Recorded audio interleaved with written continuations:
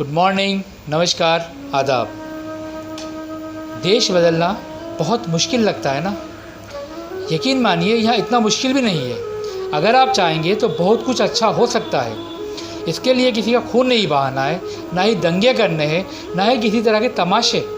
बस हमें लोकतंत्र को ताकतवर बनाना होगा। अगर आपका सवाल ये है कि लोकतंत्र को ताकतवर कैसे बनाए, तो जवाब है बहुत आसान है, सवाल कर कर।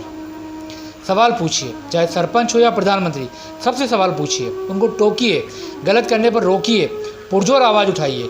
सवाल ही लोकतंत्र को मजबूती देते हैं। जैसे आप घर के किसी सदस्य से पैसे या काम के हिसाब लेते हैं, वैसे ही नेताओं से भी लीजिए। देखना फिर बहुत कुछ अपने आप बदल जाएगा। एक काम और करना होगा, जनप्रतिनिधि पर एक कानून बनाने के लिए दबाव डालना होगा। जो ये कानून आपके लिए नहीं बल्कि जनप्रतिनिधि के लिए ज़रूरी होगा। सरपंच, पार्षद, विधायक, सांसद, मंत्री, मुख्यमंत्री, प्रधानमंत्री, सभी का इलाज सरकारी अस्पताल में होना चाहिए। उनके परिवार वालों का इलाज भी सरकारी अस्पताल में ही होना चाहिए। ये सरकारी अस्पताल उनके क्षेत्र के ही होने चाहिए। सरपंच से लेकर प्रधानमंत्री तक के सभी जनप्रतिनिधियों के लिए सख्त नियम होने चाहिए कि वे अपने बच्चों को सरकारी स्कूल अथवा कॉलेज में ही शिक्षा प्रदान करें। सरकारी कॉलेज ना होने की स्थिति में मेरिट के आधार पर प्राइवेट कॉलेजों में जो सीट अलॉट की जाती है, वहाँ अपने बच्चों को दाखिल कराएं। दल बदल करने पर अगले 5 वर्ष तक किसी भी तरह का चुनाव लड़ने पर पाबंदी लगानी चाहिए। साथ ही दूसरे दल में किसी भी पद पर उनकी पदस्थापना पर सख्त रोक लगनी चाहिए। अगले 5 वर्ष तक वे साधारण कार्यकर्ता की तरह दूसरे दल में कार्य करें। जनप्रतिनिधियों को उनके मूल व्यवसाय से इस्तीफा देकर ही जनप्रतिनिधि के रूप में कार्य करना चाहिए।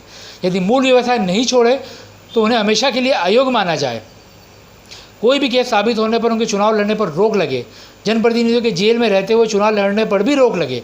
एक आम आदमी जेल में रहते हुए वोट नहीं डाल सकता, तो कोई जेल में रहकर चुनाव कैसे लड़ सकता है। सरकारी पद पर आसीन कोई भी अधिकारी या कर्मचारी अपने पद से इस्तीफा देकर 5 वर्ष के बाद ही चुनाव लड़े। इससे भ्रष्टाचार पर लगाम लगाई जा सकती है। किसी भी तरह का चंदा पूर्ण रूप से पारदर्शी होना चाहिए। चंदा देने वालों के नाम सार्वजनिक किए जाए। सरकार में कैबिनेट की होने वाली प्रत्येक बैठक सुरक्षा के मुद्दों को छोड़कर लाइव की जाए। कुछ भी छुपा हुआ एजेंडा ना हो। जाति अथवा धर्म के आधार पर बने सारे संगठन व राजनीतिक दलों को मान्यता खत्म कर ऐसे दलों को बैन लगा कर देना चाहिए। धार्मिक नफरत फैलाने वाले बयान देने वालों की सदस्यता रद्द की जाए। उनको राष्ट्रीय सुरक्षा कानून के तहत मुकदमा चलाकर सख्त सजा दी जाए। चुनाव पूर्व किए गए प्रत्येक वादे को पूर्ण करने का सख्त कानून बनाया जाए और प्रत्येक वर्ष जनता का हिसाब दिया जाए। यदि 70% वादे पूर्ण ना हो तो उसे सरकार में शामिल सभी मंत्रियों को 5 वर्ष के लिए अपने पद से विमुख रखा जाए। मुझे लगता है यदि इतना हो गया तो भारत को विश्व पटल पर शक्तिशाली और समृद्ध देश बनने से कोई नहीं रोक सकता। अब आपको पता है आपको क्या करना है। विचार कीजिए। जय हिंद, जय भारत।